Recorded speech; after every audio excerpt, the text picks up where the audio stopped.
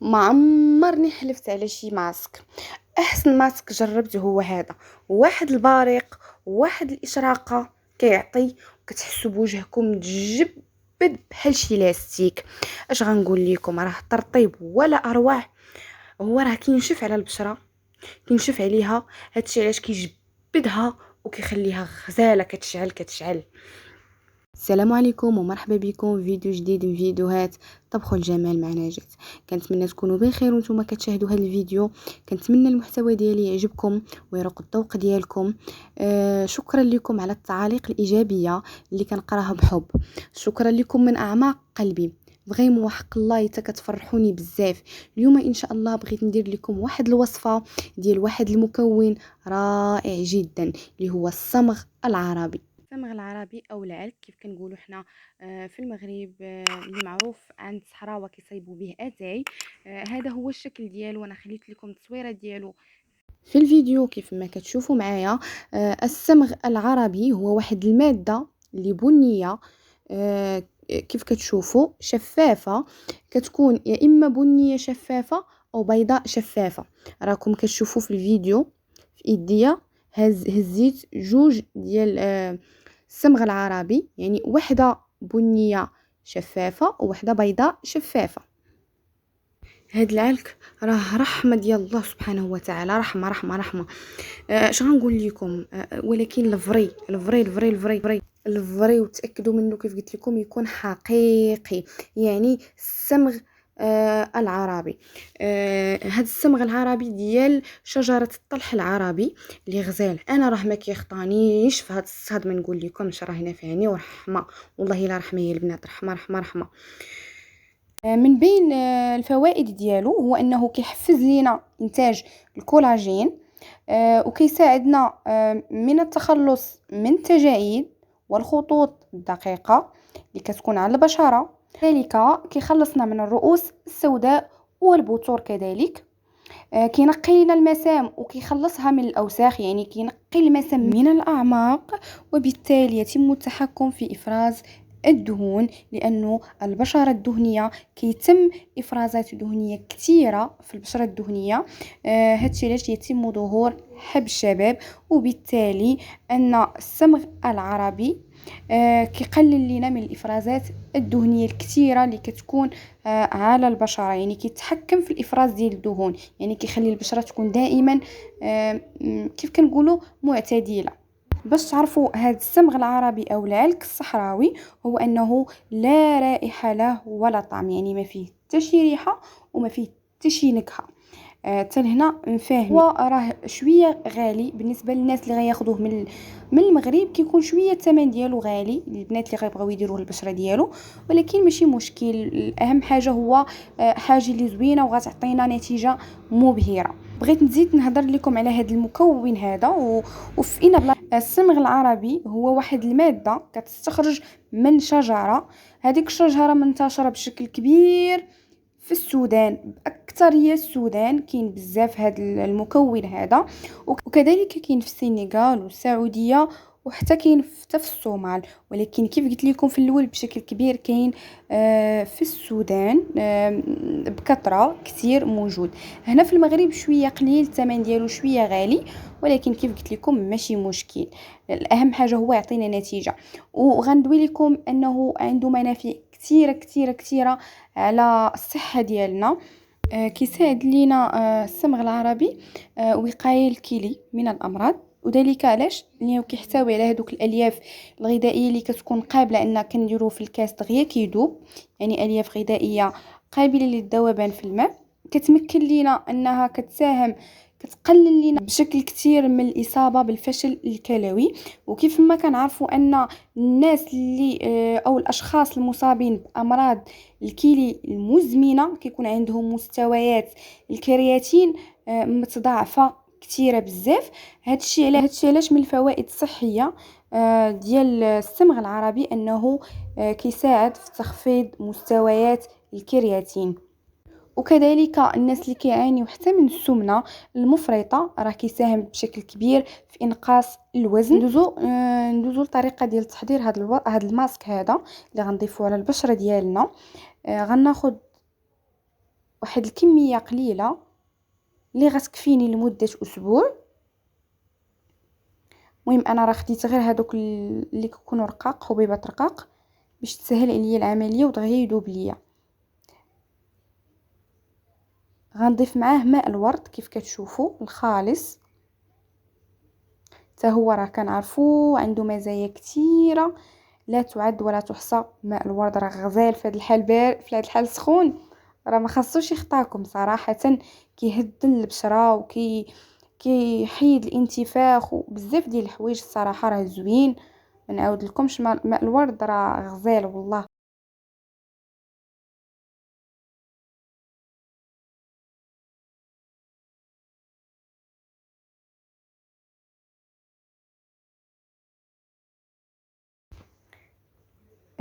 هنا خديت حبيبات ديال الصمغ العربي، كونوا شويه مدقوقين غير شويه باش يذوب لكم بسرعه. غنضيفوا عليه الماء الورد الكافي، غيطلع عليه غير واحد شويه كيف كتشوفوا صافي. وغنخليه مده، نخليوه حتى يبات.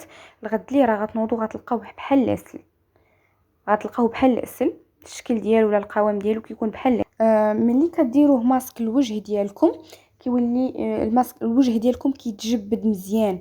راه عرفتي كينشف على البشره، راه غزال. كيف ذكرت لكم الفوائد ديالو راه غزال بزاف. صافي هذا راه غتخليوه ان شاء الله حتى يبات. كيف قلت لكم راه غيولي الشكل ديالو بحال العسل. ممكن هنا تدقوه مزيان، يعني تيولي على شكل غبره بودر، وتبداو تضيفوا عليه، ديروا معاه معلقه ديال النشا ولا ماء الورد. وتقدروا تضيفوه هكا غير مع ماء الورد وديروه بوحدو، ولا تقدروا تخليوه يكون بحال هكا على شكل عسل وديروا به ماسكات بحال ماسك. ان شاء الله نشارك معكم ماسكات بالصمغ العربي اللي غنخليه انا على شكل عسل ونبقى نستخدم به الوصفات ديالي. ولا تقدروا ديروه غير بوحدو على البشره ديالكم، راه كيخلي البشره غزاله كيف قلت لكم في الفيديو سابقا. الصراحه ما نكذبش عليكم، انا جربت جوج مكونات، جربت اللبان الذكر وجربت الصمغ العربي.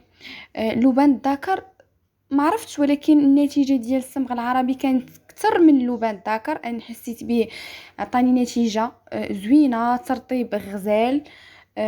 كتحسي بالبشره ديالك رطبه مجبده غزاله. الصراحه انا شخصيا جربته وغير بالصدفه تصادفت معاه.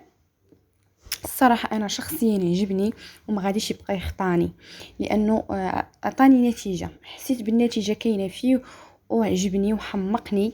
وما نقولش لكم راه غزال. كنتمنى من قلبي اي بنت شافت هذا الفيديو هذا تنوض تمشي تشري الصمغ العربي او العلك الصحراوي، تمشي تاخذه بلا ما تردد وتضيفه على البشره ديالها. راه غيعطي نتيجه غزاله. الناس كاملين اللي كيعانيوا من التجاعيد، اللي كيعانيوا من البثور، البقع، لي طاش، صراحه راه زوين. انا راه عجبني، حسيت بالنتيجه. هادشي علاش قلت علاش لا نبارطاجيه مع عائلتي وصحابي وحبابي والناس اللي كيتفرجوا فيا والناس اللي كيدعموني. قلت والله تنحط لهم هذا الماسك الغزال. فهادشي اللي كنتمنى، وكنتمنى تدخلوا تبحثوا.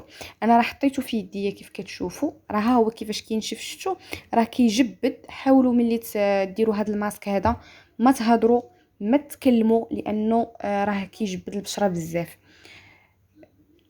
صافي كتوضعوه على البشره ديالكم لمده ديال 20 دقيقه هكا. انا راه كندير غير هكا على شكل عسل. صافي كندير البشره ديالي، راه كي قلت لكم كينشف مزيان.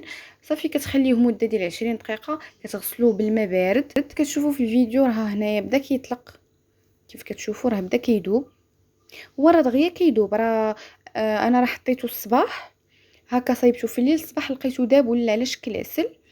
ما نقول لكمش راه غزال. بالنسبه لإيديا ها هما بداو كينشفوا. صافي انا غنغسلهم. صافي ملي غتغسلي البشره ديالك كيف قلت لك بماء بارد، دهني باي كريم عندك نتيا متوفر عندك تقدري تدهني بها البشره ديالك. انا الصراحه كندهن بنيفيا سوفت ايديا ورجليا بحال هكا، ولكن الصراحه كنفضل كل واحد وشنو كيليق ليه، وكل واحد وشنو كيجي. كنفضل نرطب وجهي بزيت ارغان ولا زيت اللوز بحال هكا. كنقول يمكن حسن امين على البشره ديالي، لانه بزاف ديال الكريمات كيكون فيهم الكحول، كيكون فيهم بزاف ديال الحوايج ما كنبغيش الصراحه نديرهم على البشره ديالي. انا غير وريتكم باللي هنا راه الترطيب ضروري. وممكن دهنوه حتى بزيت الزيتون للبشره ديالكم. ما متوفر عندكم حتى شي زيت بحال هكا، تقدروا تضيفوا غير زيت الزيتون، وتاكدوا باللي ما يكونش فيها غير الملحه، وتضيفوه على البشره ديالكم. بالنسبه لهذا الماسك هذا راه غزال، كيحيد كيبرد البشره الصراحه كيف قلت لكم، وكيقي من اشعه ديال الشمس. انا هنا غنشارك معكم واقي شمسي اللي كنستعمل البشره ديالي، اللي هي ماركه من ماركه ديال فيشي. صراحه زوين ولقلي على البشره ديالي. وكيف كنعرفوا باللي راه ضروري ومهم، من الاساس خاص ضروري نديرو ليكرون الوجه ديالنا باش ما يتاثرش لينا باشعه ديال الشمس اللي كتكون فوق البنفسجيه الالترافيولي. مهم راكم كتعرفوا هذا الشيء كامل. ضروري من ليكرون عاده باش بغيتي تستخدمي شي ماسك ولا شي حاجه باش تبقاي محافظه على البشره ديالك وتبقى ديما زوينه ونقيقيه. هذا الشيء اللي كاين. وبالنسبه كيف قلت لكم انا كنستخدم فيشي، هي راه ديال البشره المختلطه الدهن المختلطه الجافه. ولكن الصراحه انا كنديرو واخا بشره ديالي دهنيه، ولكن لا قليه، لانه بعض المرات كتولي دهنيه، وبعض المرات كتولي جافه على حسب الطقس كيفاش داير. الى هذا غيكون هو النهايه ديال الفيديو ديال اليوم. كنتمنى يكون عجبكم ونال الذوق ديالكم، وكنتمنى نكون خفيفه ظريفه على القلوب ديالكم. الى فيديو قادم ان شاء الله، وصفات جديده وافكار متنوعه. السلام عليكم.